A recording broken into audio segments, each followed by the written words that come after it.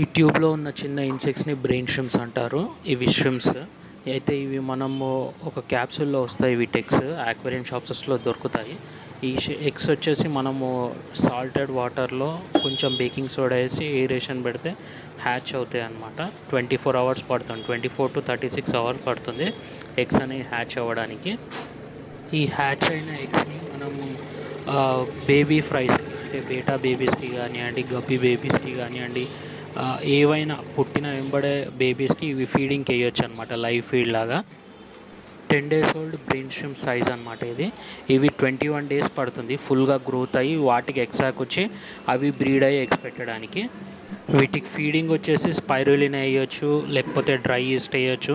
ఈ dry east maximum చిన్న insects అన్నిటికీ, డాఫ్నియాకి, మొయినాకి అన్నిటికీ మెయిన్ ఫుడ్ సోర్స్ అదే అనమాట. ఈ డ్రై ఈస్ట్ వాటర్లో కలిపేసి షేక్ చేసి కరిగాక వేయాలి. అయితే ఈ బ్రెయిన్ షిమ్స్ని గప్పీస్కి ఫీడింగ్కి వేసాను ఇవాళ. ఇవి నార్మల్ గప్పీస్ అనమాట. Fancy guppies, normal guppies, cheetah guppies అన్నిటితో క్రాస్ బ్రీడ్ చేసిన గప్పీస్.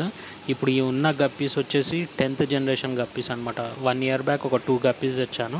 వాటితోటి కంటిన్యూస్ బ్రీడింగ్ అయ్యి ఎగ్ గప్పీస్ ఉన్నాయన్నమాట. ఇది జస్ట్ ఒక 20% గప్పీస్ అంతే. ఇంకా ట్యాంక్స్ ఉన్నాయి, పెద్ద పెద్ద ట్యాంక్స్. అవి కూడా మీకు వీడియో పెడతాను తర్వాత. అయితే మీకు ఈ వీడియో నచ్చినట్టయితే లైక్, షేర్ అండ్ సబ్స్క్రైబ్ చేయండి. Thank you.